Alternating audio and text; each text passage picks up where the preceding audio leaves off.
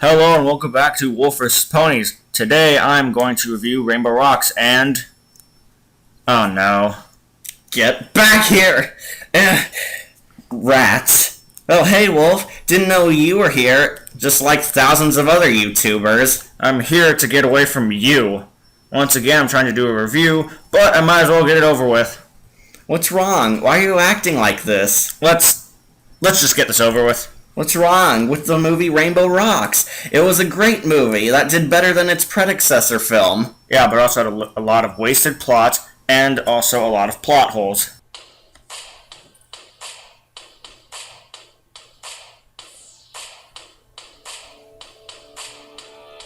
Used to fight with each other. But that's before we discovered that we're secretly brothers. Though different animals. And reviewing gets us nowhere. As we review this movie. This movie, Rainbow Rocks.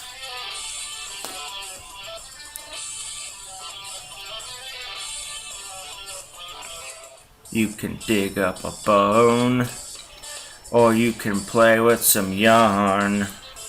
You can chew on some rope, or you can meow like a star. And reviewing gets us nowhere.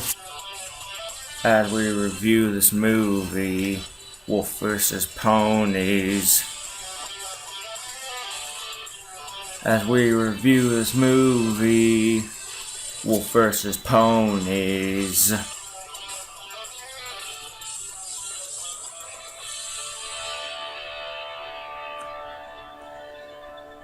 So let's start with the beginning of the movie. We open up, get this, an emo, an idiot, and a prostitute walk into a bar and release an evil green gas. Yeah, it sets the tone of what you're in for today. So we follow our villains, the Dazzlings, as they unveil their 80s hair, and we see that they're actually the villains of our plot. And to get this, they notice Twilight's fight with Sunset Shimmer from a far distance in the background. The only people to notice their fight, and it's the villains. They realize that this is a chance to regain their magic and energy and retake over our planet, and by making everybody on it adore them. You know, I don't think they need powers to do that. They pretty much have that power naturally, but, you know, power's power. So they go to this school and find the power energy they need after a lot of exposition on why they're here. See, after leaving the diner, we're introduced to this actually really well-placed theme song, and it's a shame that they don't use it ever again, just like the first movie. However, whilst the Dazzlings are going to Canterlot High, we see the escapades of the main five plus Sunset Shimmer, as well as Principal Celestia, Vice Principal Luna, and the students. Clearly, nobody has forgotten about the fall formal and what Sunset Shimmer did to them. Although they were hypnotized, I'm still unsure on how they have that knowledge. But everybody still hates her, especially with Trixie and those scissors. Very not friendly towards her. And she's not afraid, but embarrassed kind of thing about it. And then the main five practice within one of the classrooms. And in that classroom, we get introduced to their amazing singing abilities. And Sunset Shimmer is still not part of their band, sadly. They still look at her as an outsider in a way, and no one is going to get over this. We see that Sunset's fallen so low that she's been rejected by the Crusaders, of all people, and she's been reduced to blending into the background so nobody knows it's her because she's afraid of getting hate. We see that Rainbow Dash has also gone changes, where she's now a total and self-centered, egotistical jerk who treats her bandmates like very poorly. We see that this is having a tough time on the band, but it goes nowhere yet until it's important to the plot. Oh, and good news, Flash Sentry is back. That one character you hated from the first film comes back and he still wants to be shipped with Twilight. He leaves the room awkwardly, and we find out that there's a love triangle going on, kind of implied, between Flash, Sunset, and Twilight, which goes nowhere, and Sunset is trying to give tours to new students in an attempt to befriend people so they could get to know the new her before they get to know the old her. And of course, who else would these new students be than the Dazzlings, aka the Sirens, aka Adagio Dazzle, Aria Blaze, and Sonata Dusk. Somehow, all of the ominous sayings that Adagio says does get past Sunset's radar, as she doesn't pick any of them up as weird, saying that they all pertain to magic. So, of course, that gets unnoticed, and they're going into the cafeteria. Sunset goes back to the main five and says that there's something strange about them. Meanwhile, the Dazzlings are outside planning their next move, until when they're about to move in, Aria says that she might want to take over. Sadly, that plot goes nowhere, and we're introduced to the Battle of the Bands song. So Azula, Mai, and Ty Lee walk in, and they sing their song to seduce the entire school, doing a lot of very suggestive and adult things to seduce the school. And you kind of get the implication that Adagio might be a bisexual, seeing that she's coming on to a lot of males and females and stroking them gently. But the Dazzlings come in, attract everybody with their good looks, both men and women included, and they manage to convince them to turn this musical showcase into a battle of the bands, using their music power to gain hate off of everybody once they turn the school against each other. Their song is kind of like an anti-song to Twilight's Cafeteria song, which united the school, because that one brought people together, but this one is bringing the school apart. Dazzling successfully turn everyone against each other, except for the Rainbooms and Sunset Shimmer, who seem to not be affected at all by what's going on around them. However, as the main five and Sunset Shimmer try to get Celestia and Luna's activity against them, they shrug it off as nothing, and they're just afraid that the Dazzlings will steal their spotlight, only to be revealed that they were under control of the Dazzlings. Yeah, big shock there. Everyone in the school is now under control by the Dazzlings, except for the main five and Sunset Shimmer. We then learn that there is a way to communicate back to the Pony World. Sunset Shimmer can write in a book to Celestia to try to get a message to Twilight. However, in the Pony World, after 19 minutes and 46 seconds, we see that they're all in the castle, and as this bookkeeper sort of pony comes in, we see the book that Celestia had to contact Sunset Shimmer. Obviously, giving it to Twilight means that it was so important to her. So after Twilight answers the pager book, she finds out that her friends back in the human world need her help once again. She finds out that there are these girls pretty much seducing the entire school through song, and reveals that they are sirens, originally from Ponyville, basically. The sirens, who coincidentally look just exactly like the sirens in our world, find out that they were fought Star Swirl the Bearded a long time ago, and he'd sent them from their dimension into ours. Apparently Earth is Equestria's trash can for its evil criminals, but, you know, he thought he was rid of them. Turns out the sirens were still alive and had half their power remaining, and now want to take over our world by feasting off the hate and fear everybody has. Perfect place, right? Earth full of hate. I'm sure they'll be weakened by our hate. However, Twilight realizes that she must return to Canterlot in order to stop the Dazzlings from taking over our world. So she creates the portal using the power of Sunset's journal to reopen it and come to the human world anytime she wants, basically creating magic tech. Half science, half technology. She takes the power from the book and puts it into her makeshift portal mirror and runs through it. For some reason, she had to run through it without, I don't know, just walking in like she did in the first movie. So she comes in and is reunited with her friends once more, bringing Spike along. Another plot wasted is she could have brought the main six with them, and that would have been a better plot until, you know, they would meet their doubles and have a lot of shenanigans together. There were two of them running around in the same world. But she decides not to and brings Spike, because we all know how useful ass kicker Spike is.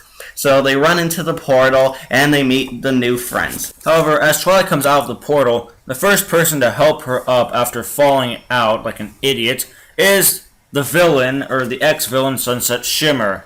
Yeah, all her friends are just standing or sitting there and waiting for Sunset Shimmer to help her up so that way they can comfort her. Why didn't one of them help her up? I mean, are they all just a bunch of morons and think that their friendship is meaningless? Aside from that, they go to the cafe, I'm guessing what it is, and they gossip a little bit about how Twilight has become the princess of friendship.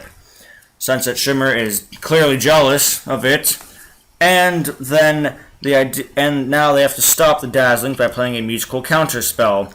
However, they don't know where the Dazzlings really are at this point in time until Pinkie remembers that there's some big party to show off all the bands. So, of course, they go to it. And we get another scene with Flash Sentry that promotes their shipping, but ultimately goes nowhere because he's still so obsessed about winning this Battle of the Bands thing because he wants it, and that'll clearly help him. Yeah, they all want the title of the best band, but they lack the skill. Like, Wolf wants a girlfriend, but he doesn't have the skill to actually get one. And Cat over here wants to take over this channel, but I keep forcing him into the corner to write all these scripts. But we see Flash has become a flash hole. He's become a very huge jerk, and we stopped caring about him a long time ago. So then, Ivy, Selena, and Harley enter the party room, quickly feeding off the hate that's going on around it and casually joking about how humanity is tearing itself apart. And then we see that the Immortals are very immature and not that grown up and fighting against one another, which still would have made a better plot seeing them fall apart because they hate each other so much, but they stick together and bear through their hate against one another. So Twilight and her crew come in, and they announce that friendship is magic, hoping to use the power to vaporize the sirens, but reality kicks in and nothing happens. We find out that Adagio was able to work this to her advantage because she's a mastermind, and she basically works this to her advantage and gain even more hate. Good job with that, Rainbooms. You gave them even more power than before.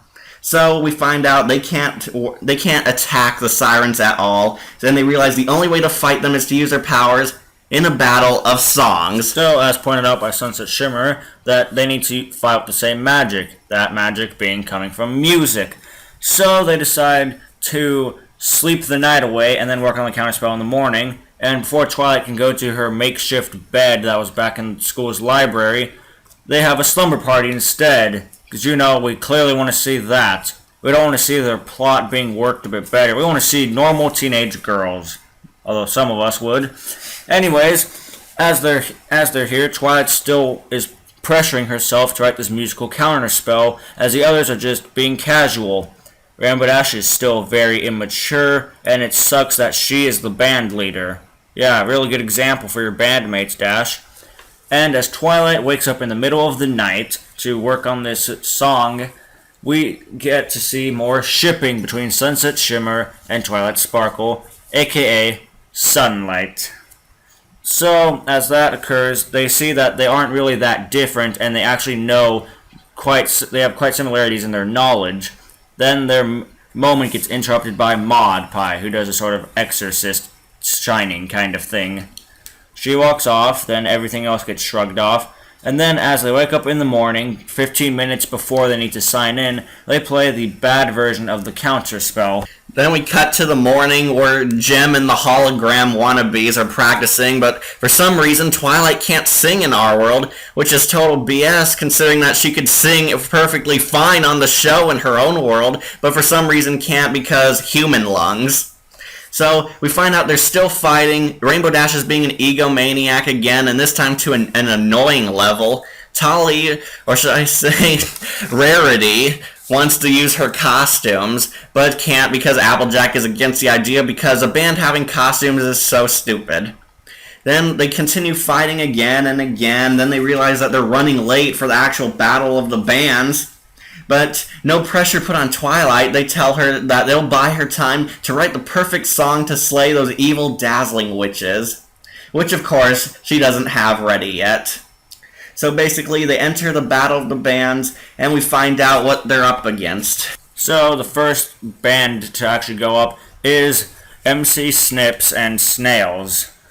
What their names really were for that, but it doesn't really matter. They fail at rapping, and then we see the Shake Your Tail song. Great song. Sadly, it gets interrupted / sabotaged by Photo Finish and the previous contenders of the rappers. The Master of Magnetism and the Masters of Light. Yes. And so, although somehow Celestia and Luna still like it, they pass on. Rarity cries about her outfit being ruined. Applejack just blames Rarity for everything because, that's all Rarity's fault. And then everything else falls apart from the band, and Sunset Shimmer is still trying to help this band out as much as she can. So as they try to find a place to practice, they bump into Flash Sentry, once again becoming a flash hole. So after making Twilight cry and Adagio's band having to be after Trixie, which is just sad, we're introduced to the Under Our Spell monologue.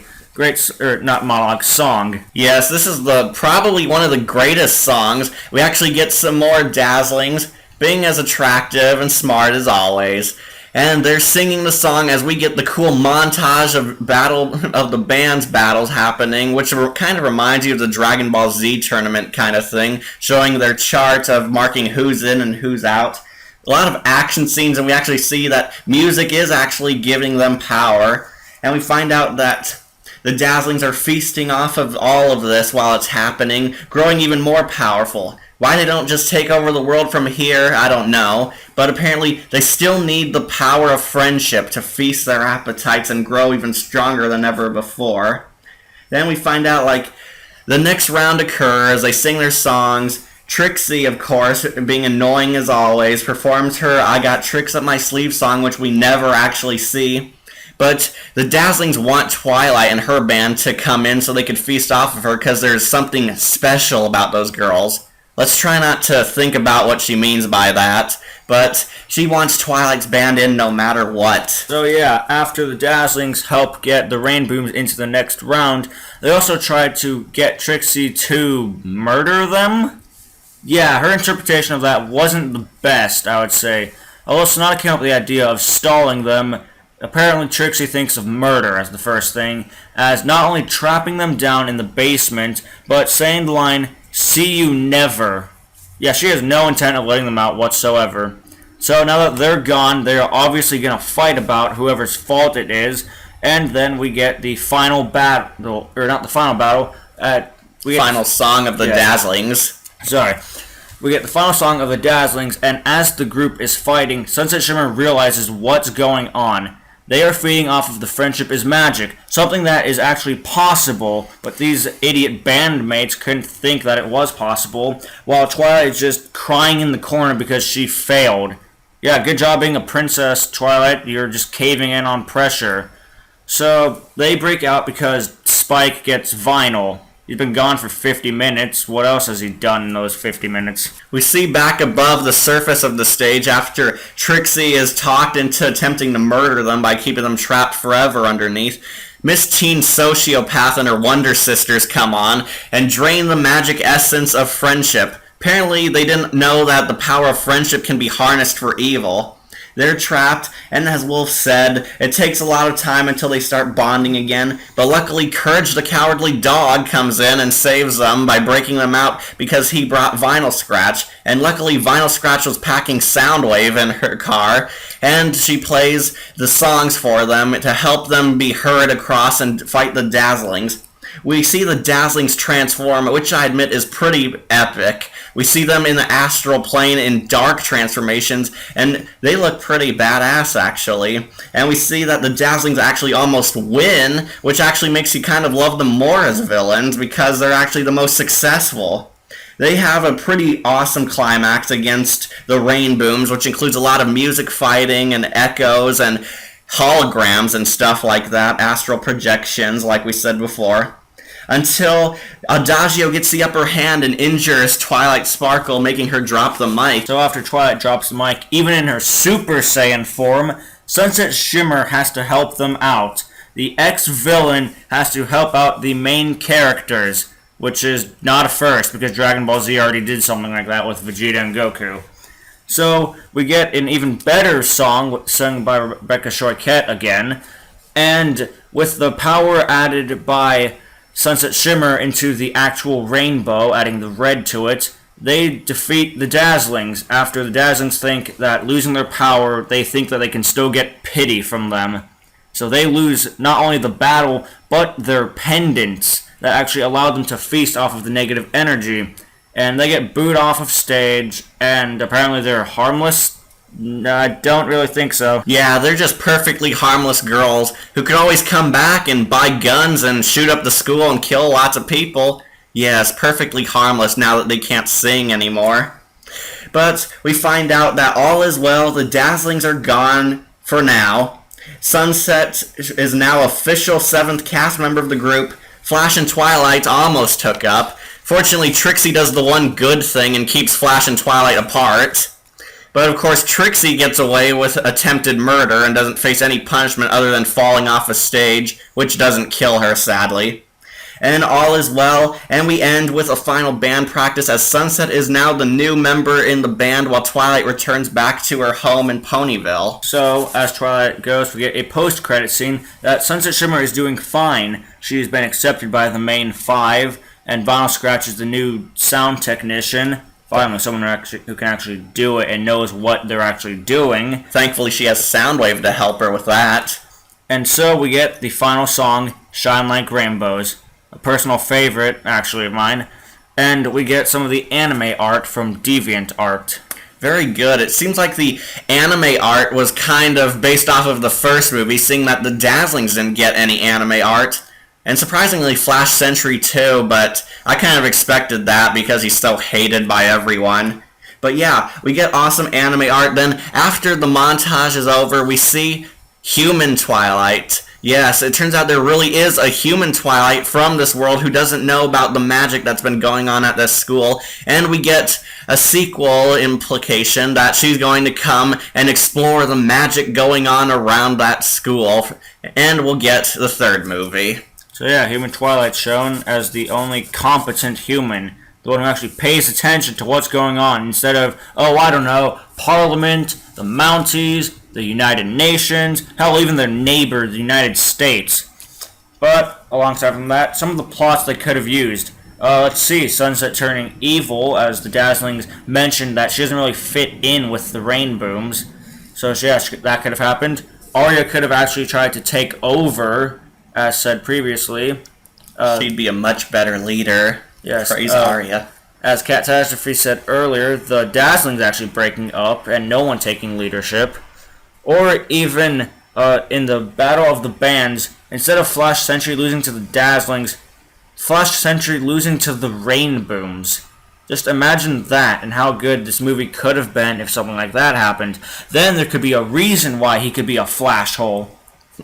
Now, let's also talk about the characters. Character-wise, the Rainbooms got no development at all. Dash became an even bigger jerk than she was in the first movie.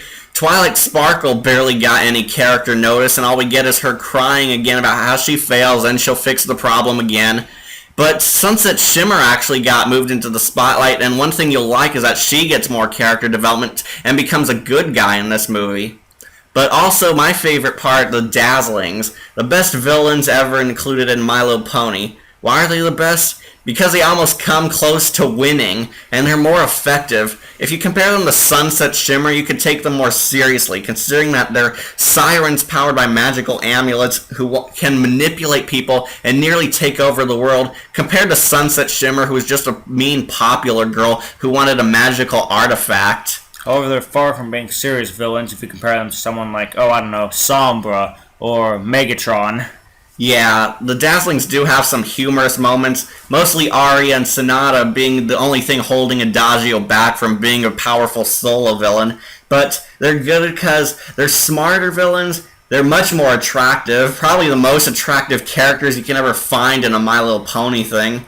They're funnier, more effective than any other villain that's been on My Little Pony, and they feast off of hate and emotions to grow stronger. But they were very good villains, you have to admit, and they actually gave a good battle against the Rainbooms. Very entertaining.